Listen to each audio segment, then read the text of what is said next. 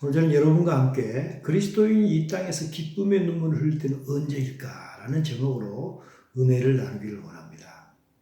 본문 말씀은 느헤미야 8장 1절부터 12절이 되겠습니다. 여러분의 인생에서 어느 때가 가장 기뻤습니까? 이 세상에 태어난 날인가요? 첫사랑을 만난 날인가요? 결혼을 했던 날인가요? 자녀가 태어났던 날인가요? 손자나 손녀가 태어났던 날인가요? 모두가 다 기쁜 날이죠. 하지만 그리스도인들에게는 더욱더 기쁜 날이 있다고 생각합니다. 참으로 기쁜 날이 있는 것입니다. 그것은 하나님의 말씀인 성경이 믿어지고 깨달아지는 그런 날이라고 저는 생각합니다. 변치 않는 진리를 알게 된 날입니다. 우리를 향하신 하나님의 계획을 알게 된 날입니다. 하나님의 생명의 들어옴을 느끼는 그런 순간인 것입니다. 이 날이 바로 하나님으로부터 너는 의롭다라고 하는 의라는 옷을 입히운 날이기 때문에 이 날이 우리 인생 중에 가장 기쁜 날인 것입니다. 그리스도인들은 영이 성장되고 성장할 때 그럴수록 더 기뻐집니다. 왜 그럴까요? 영이 성장하고 성장할 때마다 성숙할 때마다 하나님의 마음을 더욱더 많이 깊이 알아가기 때문입니다. 하나님과 관계가 더욱더 깊어지기 때문이라고 저는 생각합니다. 하지만 교회의 출석은 하지만 영적 성장과 영적 성숙에 대한 아무런 개념도 없이 이를 경험하지 못한 경우가 사실 얼마나 많이 있는지 모릅니다. 왜 그럴까요? 이는 기독교를 신앙이 아닌 종교로 살아가기 때문이라고 저는 생각합니다. 사도 베드로는 베드로전서 1장 24절을 통해서 이렇게 이야기합니다. 모든 육체는 풀과 같고 모든 영광은 풀의 꽃과 같으니 푸른 마르고 꽃은 떨어지되 오직 주의 말씀만이 세세토록 있다는 것입니다. 세상의 모든 즐거움은 별로 오래가지가 않습니다. 왜 그런가요? 세상의 모든 것은 다 변하기 때문입니다. 제 아무리 부자이고 제 아무리 권세가 많고 제 아무리 영광을 누린다 할지라도 이 모든 것은 다 변하기 때문입니다. 진리가 아니기 때문입니다. 하지만 영원히 변치 않는 것이 있다는 것입니다. 우리는 그것을 진리라고 부릅니다. 하나님 말씀만이 진리이며 이 하나님 말씀만이 영원히 변하지 않고 우뚝 서는 것입니다. 그래서 우리는 하나님의 말씀을 로고스라고 하지 않습니까? 이스라엘 백성은 학사 겸 제사장 에스라의 성경 해석을 듣고 하나님께 택함 받은 선민인 자신들이 왜 이방 나라에 의해서 정복을 당하게 됐는지 비로소 알게 되었던 것입니다. 그들은 자신이 처한 상황에 대한 진리를 알게 되었고 이로 말미암아 하나님 깊은 속마음을 알게 되자 그들은 기쁨의 눈물을 흘렸던 것입니다. 그들은 하나님의 말씀을 깨닫게 되어서 기쁨의 눈물을 흘렸던 것입니다. 이때 총독 느헤미야가 이렇게 말합니다. 느헤미야 8장 10절입니다. 이날은 주의 성일이니 근심하지 말라. 여호와를 인하여 기뻐하는 것이 너희의 힘이라고 하였습니다. 무슨 말이에요? 영어로 볼 때 어떻게 될까요? The joy of the Lord is your strength라는 것입니다. 여호와를 즐거워하는 것이 너의 영적 힘이라는 것입니다. 우리는 여호와 하나님을 기뻐하는가요? 여호와 하나님을 기뻐하는 만큼 그는 영적으로 힘이 강한 사람입니다. 하지만 이런 이스라엘 사람보다 훨씬 이전에 하나님을 알게 되어서 눈물을 흘렸던 그런 사람이 있습니다. 누구일까요? 바로 욥입니다. 그는 스스로가 하나님을 안다고 자부했습니다. 그러나 하나님과 직접 대화를 한 후에 이런 고백을 하게 됩니다. 욥기서 42장 3절입니다. 무지한 말로 이치를 가리운 자가 누구니까? 알지도 못하면서 이치에 어긋난 말을 했다는 자가 있다 이것입니다. 바로 누구였냐고 자기가 스스로 이야기합니다. 바로 자기 자신이었단 말이에요. 나는 깨닫지도 알지 못한 일을 말하였고 스스로 알 수도 없고 헤아리기 어려운 말을 내가 했다는 것입니다. 아무것도 알지도 못하면서 안치기에 지금까지 그렇게 살아왔다는 것입니다. 우리는 혹시 우리가 이런 욥이 아닐까요? 그러면서 욥은 연이어서 이야기합니다. 42장 5절입니다. 내가 주께 대하여 귀로 듣기만 하였지만 이제는 눈으로 주를 배움나이다. 지금껏 귀로 듣기만 했는데 이제는 눈으로 직접 본다는 말입니다. 우리는 이렇게 성경 말씀을 통하여 하나님과 직접 대화하는 인생 후반부에 그런 유업이 되기를 소망합니다. 동일한 것입니다. 우리 인생 전반부의 유업처럼 하나님의 말씀을 피상적으로 알아서는 안 됩니다. 그냥 목회자와 대중에게 피동적으로 떠밀려 다니기만 해서는 안 된다는 것입니다. 남에 의해서 듣기만 해서는 안 된다는 것입니다. 인생 후반부의 유업처럼 직접 하나님을 대면해야 되는 것입니다. 하나님 말씀인 성경을 통하여 하나님과 직접 대면해야 됩니다. 우리가 하나님 말씀을 직접 읽을 때 성령 하나님께서 우리를 도우십니다. 이런 성령 하나님의 도우심으로 말미암아 우리의 마음 눈이 밝혀집니다. 그래서 하나님의 깊은 뜻을 알게 될 때 우리는 말할 수 없는 기쁨과 즐거움을 누리게 됩니다. 이런 참된 환희를 누리는 우리 모두가 되기를 원합니다. 그래서 사도 바울은 에베소서 1장 17절을 통해서 이런 기도를 했던 것입니다. 우리 주 예수 그리스도의 하나님 영광의 아버지께서 지혜와 계시의 영을 너희에게 주사 하나님을 알게 하시고 너의 마음 눈이 밝혀지기를 원한다는 것입니다. 성경은 결코 쉬운 책이 아닙니다. 성경을 읽을 때 성령 하나님께서 우리에게 지혜와 계시의 영을 줄 때 우리는 눈이 밝아져서 하나님 아버지를 뜻을 알게 된다는 것입니다. 그런데 우리는 어떻게 됐습니까? 하나님의 은혜로 성경을 알게 되었고 성경을 통하여서 믿지 않는 자는 절대 알 수 없는 비밀을 알게 된 것입니다. 성령 하나님을 통해서 깨닫게 된 것입니다. 인간의 시작과 마지막을 알게 되었던 것입니다. 인간이란 누가 지었나요? 하나님께서 직접 주셨다는 것입니다. 인간이란 아메바로부터 진화된 게 아니라는 것입니다. 인간 이외의 모든 동식물은 각기 자신들의 종류대로 하나님께서 직접 비우셨습니다. 바로 창세기 1장 25절입니다. 하나님께서 땅의 짐승은 그 종류대로, 가축도 그 종류대로, 땅에 기는 모든 것 다 종류대로 만드셨다는 것입니다. 영어로 보게 되면 is kind입니다. 각기 그 종류대로 만들었습니다. 그러나 인간만큼은 각기 그 종류, 즉 인간의 종류가 아니고 하나님의 모양과 형상으로 하나님의 모습 그대로 인간을 만드셨던 것입니다. 인간은 God's kind이었던 것입니다. 바로 창세기 1장 27절에서 그 말씀하시죠. 하나님께서 자기 형상 곧 하나님의 형상대로 사람을 창조하셨다는 것입니다. 그리고 모든 생물을 다스리자 했습니다. 왜 그렇습니까? 인간은 하나님의 모습 그대로 창조되었기 때문에 하나님께서 만드신 모든 생물을 다스릴 수 있는 권세를 가질 수가 있었던 것입니다. 하지만 우리가 알다시피 인간은 타락하 있고 이렇게 인간을 만드신 하나님께서는 인간이 어떻게 타락할지 미리서 알고 계셨습니다. 하나님의 생명이 인간으로부터 떠날 것을 미리서 알고 계셨던 것입니다. 그래서 그리고 어떻게 된대요? 인간은 God's kind로부터서 인간의 하나님의 종류인 God's kind에서 인간의 종류인 mankind로 변해버렸던 것입니다. 이게 바로 타락인 것입니다. 사도 바울은 에베소 4장 18절을 통해서 이렇게 표현합니다. 사람이 총명이 어두워지고 그들 가운데 있는 무지함과 그들의 마음이 굳어짐으로 말미암아 하나님의 생명을 떠났던 것입니다. 이게 타락이었던 것입니다. 그러나 이 모든 것을 미리 하셨던 하나님께서는 이 타락한 인간을 구원시키기 위한 방법도 역시 미리서 가지고 계셨던 것입니다. 그것은 하나님의 아들 성자 예수님을 이 땅에 보내서 인간을 구원하는 것이었습니다. 바로 갈라디아서 4장 4절을 통해서 사도 바울이 이렇게 이야기합니다. 때가 참에 하나님이 그 아들을 보내사 여자에게서 나게 하셨다는 것입니다. 하나님께서는 인간이 타락하기 전에 이미 계획을 갖고 계셨습니다.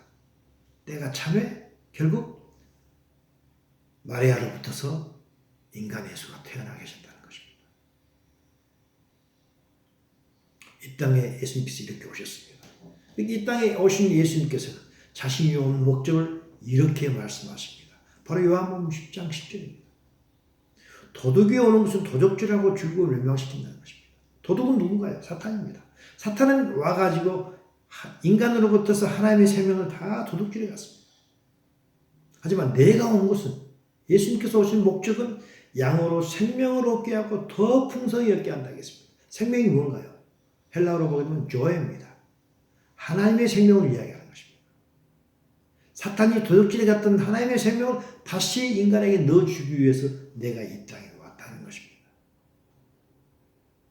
인간이 잃어버린 하나님의 생명을 인간에게 다시 회복시키려고 예수님께서 이 땅에 오신 것입니다. 잃어버리고 도둑맞은 하나님의 생명을 다시 회복하여 하나님 자신과 인간이 다시 교제할 수 있도록 하기 위해서 오셨다는 것입니다. 우리는 이것을 구원이라고 부르지요. 인간에 대한 이런 구원의 세밀한 계획을 갖고 계신 하나님께서는 성경을 통해서 과거에 이미 이루어진 계획과 앞으로 이루어질 계획을 우리에게 알려주고 계십니다. 하지만 인간은 이미 오랜 세월을 하나님과 너무 멀리 떨어져 있었기 때문에 하나님의 이런 말씀, 하나님의 이런 계획을 이해할 수도 없었고 도대체 믿을 수도 없었던 것입니다. 이런 인간을 하나님께서 너무 잘 아셨기 때문에 하나님께서는 믿음의 조상인 아브라함을 통해서 하나님의 믿어지지 않는 약속을 믿는 자에게 주시는 선물을 이미 우리에게 보여주셨습니다. 우리는 이 선물을 하나님의 righteousness라고 합니다. 하나님의 righteousness라고 합니다. 하나님의 의라고 합니다. 바로 창세기 15장에서 이 말씀이 나오죠. 하나님께서 아브라함을 이끌고 밖으로 나가 이르시되 하늘을 우러러 목별을 셀 수 있나 보라. 또 그에게 이르시되 자손이 이렇게 많이 일어나라고 했습니다. 이 말을 아브라함이 여호와를 믿었다는 것입니다. 믿으니 이것을 그의 his righteousness로 여겼다는 것입니다. 무슨 말인가요? 당시 아브라함은 약 85세였습니다. 그 당시에 아브라함 시대 대부분의 남자는 30세쯤에 이미 자식을 다 낳았던 것입니다. 그러나 아브라함은 85세가 돼서도 무자식이었던 것입니다. 그러나 하나님께서 내 자손이 하늘의 별같이 이렇게 많으리라 그 약속하셨습니다. 이 약속은 도저히 믿어지지 않는 약속 아니겠습니까? 하지만 하나님 이 믿겨지지 않는 약속을 아브라함이 믿었던 것입니다. 어떻게 이 말씀이 믿어졌을까요? 무작정 믿었을까요? 아닙니다. 하나님은 우리에게 인간에게 우격다짐으로 무조건 믿으라고 강요하지 절대 않습니다. 아브라함은 갈대아 우르를 떠난 후에 하나님의 초월성과 하나님의 기적을 여러 번 경험했던 것입니다. 하나님의 말씀을 따라서 가나안 땅까지 왔는데 막상 가나안 땅에 왔는데 기근을 만났던 것 아니겠습니까? 기근을 만났지만 그래서 전 재산을 다 잃었지만 자신의 방법이 아닌 하나님의 방법으로 하나님께서 온전히 회복을 시켜주셨습니다. 그것뿐 아닙니다. 아브라함이 자신의 사병, 자신이 길렀던 318명의 사병으로 주변의 네 강대국과 싸워서 이겼던 말도 안 되는 경험을 했던 것입니다. 이건 역시 자신을 갈대아 우르에서 이끌어내신 여호와 하나님의 초월적인 도움이라는 것을 그는 알았던 것입니다. 이런 경험이 있었기 때문에 아브라함은 하나님께서 내 자손이 하늘의 별과 같이 많게 되리라는 인간적으로 볼 때 도저히 믿어지지 않는 약속의 말씀이 믿어졌던 것입니다. 이렇게 도저히 믿어지지 않는 약속을 믿자 하나님께서 이것을 그의 의로 여기셨던 것입니다. 그렇다면 의로 여겼단 말은 무슨 의미일까요? 너는 옳다. 너는 의롭다. 라는 것입니다. 너는 옳다는 것입니다. 아브라함이 어떤 의롭고 착한 행위가 해서가 아니고 하나님의 믿어지지 않는 그 말씀을 믿을 때 너는 의로운 자라고 말해주는 것입니다. 하나님의 보시기에 의로운 자란 하나님의 말씀을 믿는가 안 믿는가. 비록 인간이 생각할 때 안 믿어지는 말이지만 그래도 하나님께서 하신 말씀이기 때문에 이 말을 믿는가 안 믿는가에 달려있는 것입니다. 의로운 자란 하나님과의 관계에 의해서 결정되는 것이지 그 사람의 세상적인 의롭고 착한 행위에 의해서 결정되는 것이 아니었던 것입니다. 이 사실을 사도 바울은 로마서를 통해서 이렇게 설명합니다. 서두에 이렇게 이야기합니다. 하나님께서 의롭다 하시면 그 사람은 의로운 자라는 것입니다. 왜 그렇습니까? 만주의 주이신 하나님께서 의롭다고 하셨기 때문에. 그렇다면 누구를 하나님께서 의롭다고 해주시는 것일까요? 바울은 먼저 바울답게 논리적으로 이렇게 이야기합니다. 어느 누구도 의로운 자가 없다고 먼저 이야기를 합니다. 로마서 3장 20절입니다. 그러므로 율법의 행위로 그 앞에 의롭다 하심을 얻을 육체는 없나니 율법으로는 오직 죄를 깨달을 뿐이라는 것입니다. 여기는 아브라함도 포함되는 것입니다. 아브라함도 죄인이었던 것입니다. 그렇다면 누가 하나님으로부터 의롭다 하심을 받을까요? 바로 그 다음에 있는 3장 22절입니다.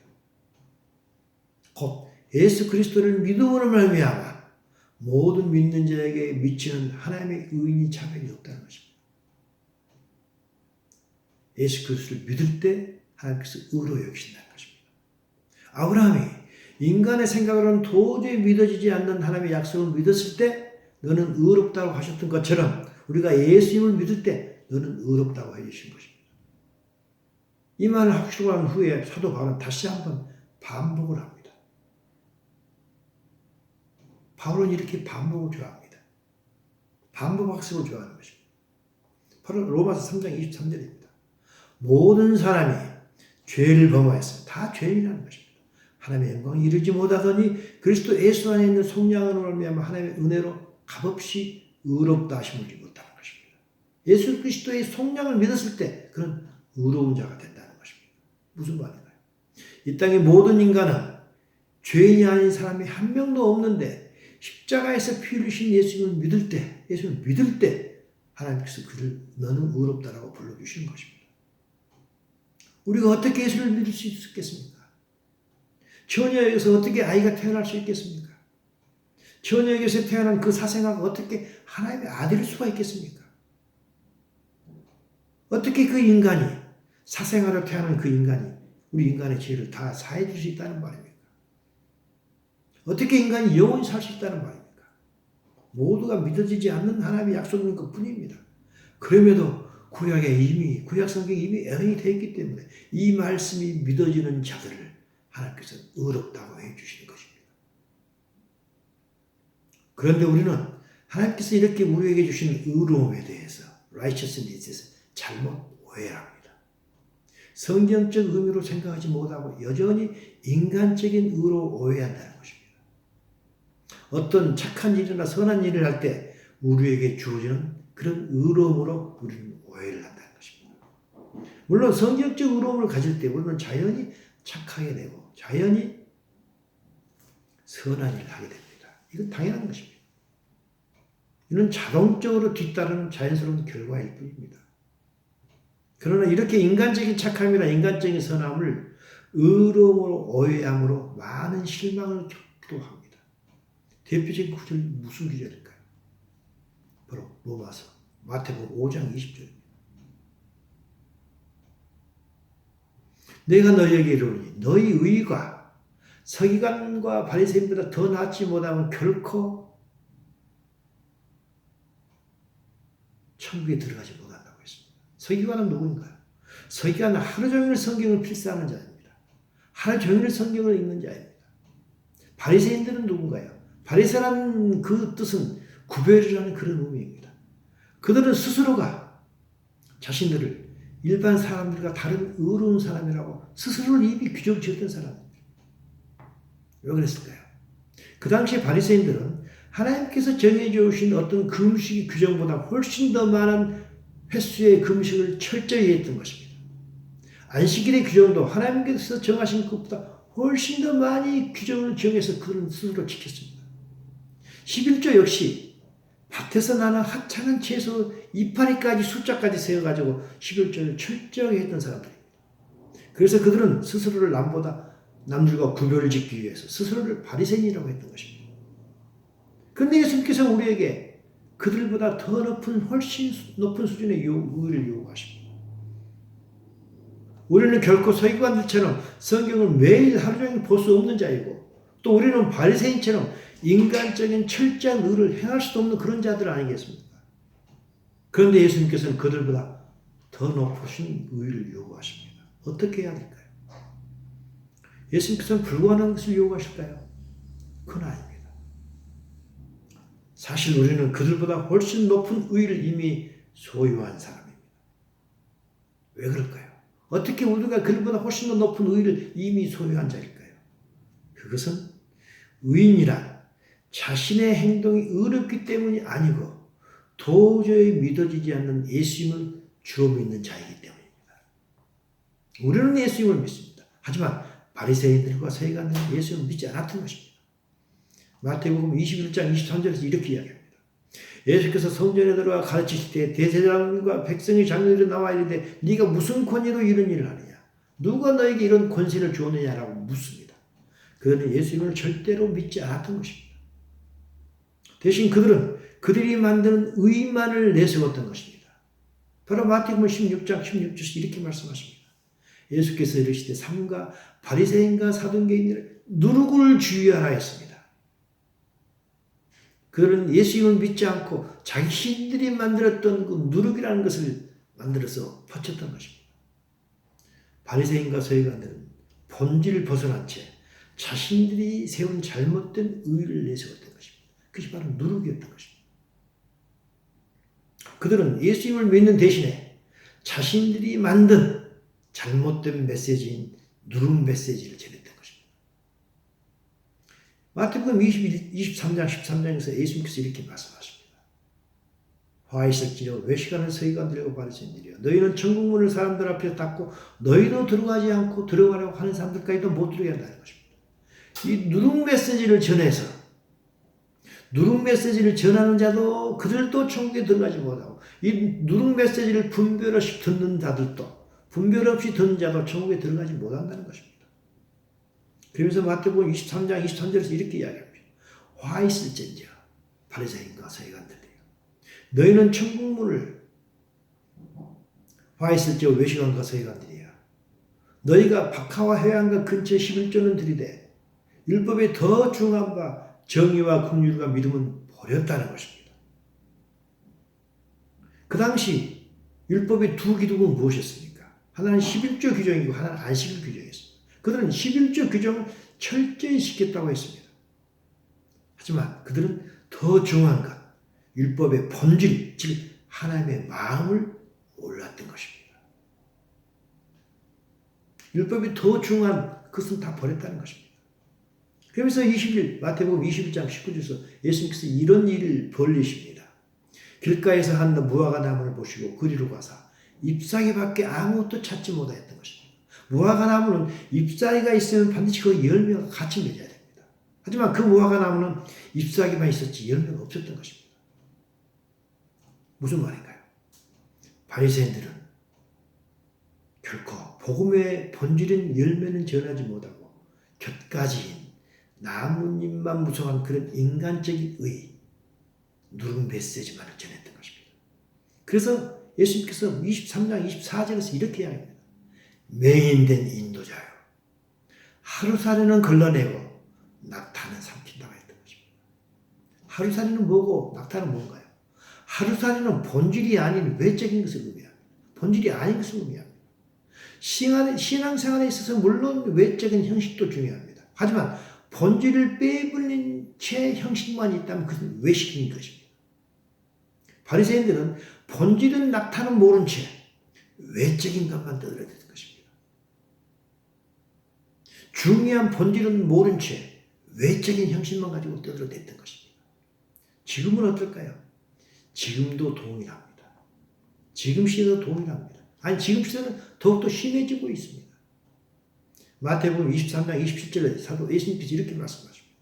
화 있을지어다 외식하는 서기관들과 바리새인들이여 회칠한 무덤 같으니 겉으로는 아름답게 보이지만 안으로는 죽은 사람의 뼈와 모든 더러운 것이 가득하다고 했던 것입니다. 바리새인들은 본질은 낙타는 꿀떡 삼켜버리고 비본질인 하루살이만 계속해서 나불거렸던 것입니다. 겉으로 볼 때 매우 경건한 것 같습니다. 하지만 속을 들여다보면 그들에게는 아무런 핵심이 없었던 것입니다. 누룩 메시지만 전했던 것입니다. 예수님께서 이 모든 것을 드러내셨습니다. 하니까 그들은 어떻게 일을 했습니까? 예수님을 죽이려고까지 했던 것입니다. 바로 12장 14절입니다. 바리새인들이 나가서 어떻게 예수를 죽일까 의논했다는 것입니다. 그들은 예수님을 멀리한 채 자신만의 인간적인 의의만 있었던 것입니다. 그래서 예수님께서 이렇게 말씀하십니다. 마태복음 23장 28절입니다. 이와 같이 너희도, 우리를 이야기합니다. 바리새인뿐만 아니라 너희도 겉으로는 사람들에게 옳게 보이되 안으로는 외식과 불법이 가득하도다 라고 했던 것입니다. 잘못된 메시지를 들은 성도들까지도 외식과 불법이 가득하게 된다고 말씀하신 것입니다. 그래서 우리도 못 들어가고 그들도 못 들어가고 그들도 못 들어가고 우리도 천국에 들어가지 못한다는 것입니다. 왜 그렇습니까? 하나님의 의의가 무엇인지 몰랐기 때문입니다. 하나님께서 인정하시는 의의는 무엇인가요? 바로 하나님의 아들 예수님을 믿는 것입니다. 요한복음 6장 40절을 통해서 예수님께서 직접 말씀하십니다. 내 아버지의 뜻은 아들을 보고 믿는 자마다 영생을 얻는 이것이라 했습니다. 이때 믿는다 할 때 영어로 어떻게 됐습니까? believes in him입니다. 단순한 believe가 아니고 believe in이라는 것입니다. 믿음이란 우리에게 구원을 주는 믿음이란 단순한 believe, 신뢰가 아닌 것입니다. believe가 아니고 believe in이라는 것입니다. believe의 믿음과 believe in의 믿음의 차이는 지난주 메시지에서 제가 세밀하게 다루었습니다. 참조하시면 도움이 되리라고 생각합니다. 아브라함은 도저히 믿어지지 않는 하나님의 말씀을 믿어서 의로 여김을 받았듯이 우리 역시 인간적으로 볼 때 도저히 믿어지지 않는 그 예수님을 믿을 때 우리는 의롭다고 여김을 받는 것입니다. 우리는 하나님의 말씀을 깨달아야 됩니다. 피상적으로 기계적으로 읽어서는 안 됩니다. 깨달아지지 않을 때 하나님께 기도하면 성령 하나님께서 깨닫게 해주십니다. 이때의 기쁨은 말로 회용할 수 없는 커다란 것입니다. 그래서 마치 느헤미야 하실 때 하나님의 율법책을 낭독하고 그 뜻을 해석해 주니까 백성에게 그 낭독하는 것을 해석해서 깨닫게 해주니까 백성이 하나님의 율법의 말씀을 듣고 다 울었던 것입니다. 여러분의 인생에서 어느 때가 가장 기쁜가요? 그것은 하나님의 말씀인 성경이 믿어지고 깨달아지는 날입니다. 바로 진리를 알게 된 날입니다. 하나님의 생명이 들어오면 느끼는 순간입니다. 우리를 향하신 하나님의 계획을 알게 되는 것입니다. 그런데 하나님의 계획은 매우 점진적이고 구체적으로 우리에게 알려주십니다. 결론을 내도록 하겠습니다. 하나님께서 우리가 이 모든 계획, 하나님의 점진적이면서 점점 구체적으로 알려주시는 그 계획을 우리가 알기를 원하십니다. 그리고 그 계획을 이스라엘의 절기를 통해서 이미 우리에게 알려주셨던 것입니다. 이 절기에 대해서 간단하게 말씀을 나누도록 하겠습니다. 이스라엘의 절기는 두 절기로 나눠집니다. 하나는 봄절기이고 또 하나는 가을절기입니다. 먼저는 봄절기입니다. 봄절기는 초임하신 예수님을 의미하고 있는 것입니다. 레위기 23장 4절입니다. 이것이 너희가 그 정한 때로 성회로 공포할 여호와의 절기들이다. 절기는 하나님께서 정해주신 것입니다. 그 날짜가 분명히 있는 것입니다. 첫째 날 연나흘날, 첫째 달 1월 14일 날 저녁은 여호와의 유월절을 하겠습니다. 무슨 말인가요? 유월절은 우리가 알다시피 예수님의 흘리신 피를 상징합니다. 예수님께서 바로 유월절 1월 14일 저녁 그날 바로 돌아가셨던 것입니다. 이 말씀은 예수님 돌아가시기 1500년 전에 말씀하신 것인데 1500년이 지난 후에 그대로 이루어졌던 것입니다. 그래서 레위기 23장 10절에서 또 이 말씀하십니다.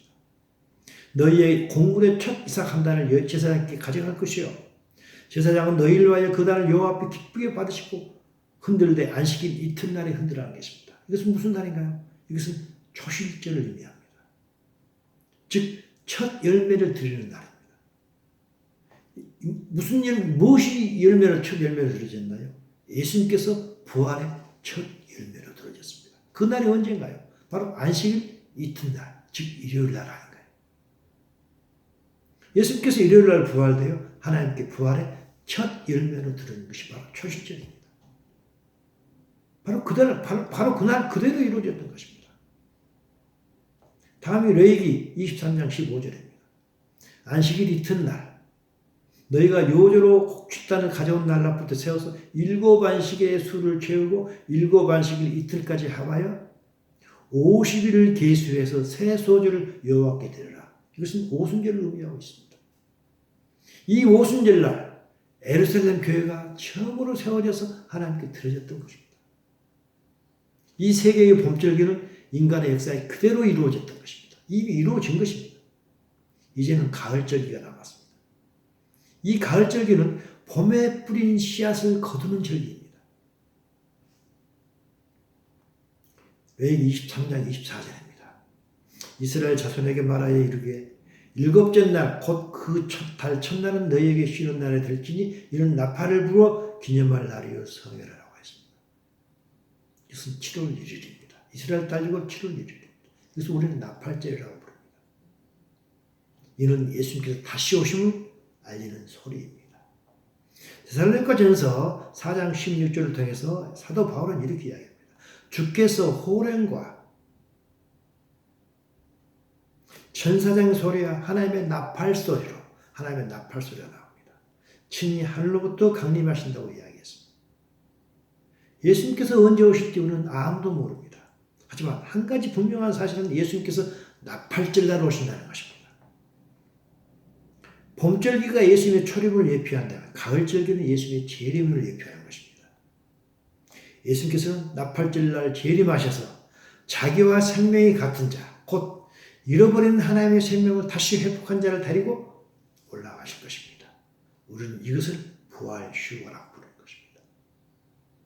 결론 중에 결론을 내도록 하겠습니다. 지금의 시대는 마지막 시대 중 마지막 시대입니다. 곧 가을절기가 시작되는 마지막 휴 직전인 것입니다. 이제는 재림하실 예수님을 선포해야 되는 그런 시대입니다. 그리고 또한 부활 휴거되기 위하여 혼의 생활을 강조해야 되는 그런 시대인 것입니다.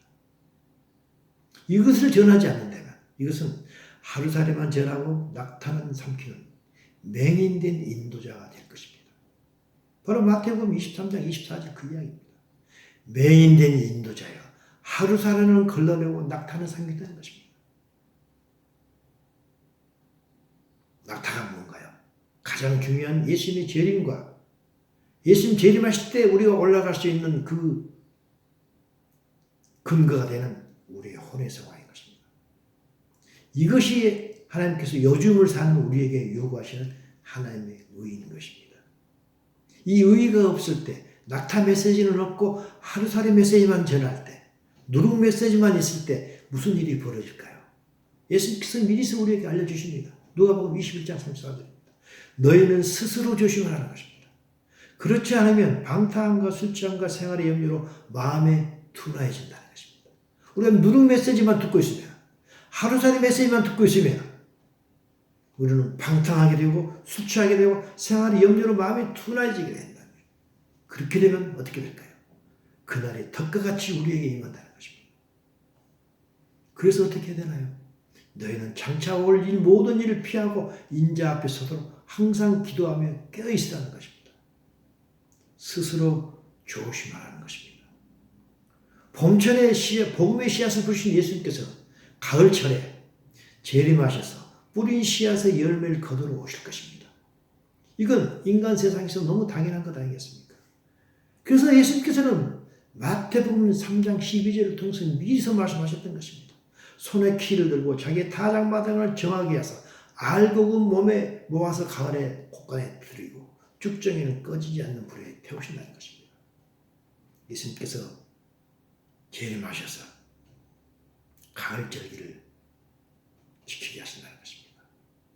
이스라엘 백성이 하나님의 마음을 알고 기쁨의 눈물을 흘렸듯이 곧 재림하실 예수님의 계획을 알게 된 우리 역시 예수님의 재림을 기뻐하고 간절히 기다리는 그런 우리 모두가 되기를 간절히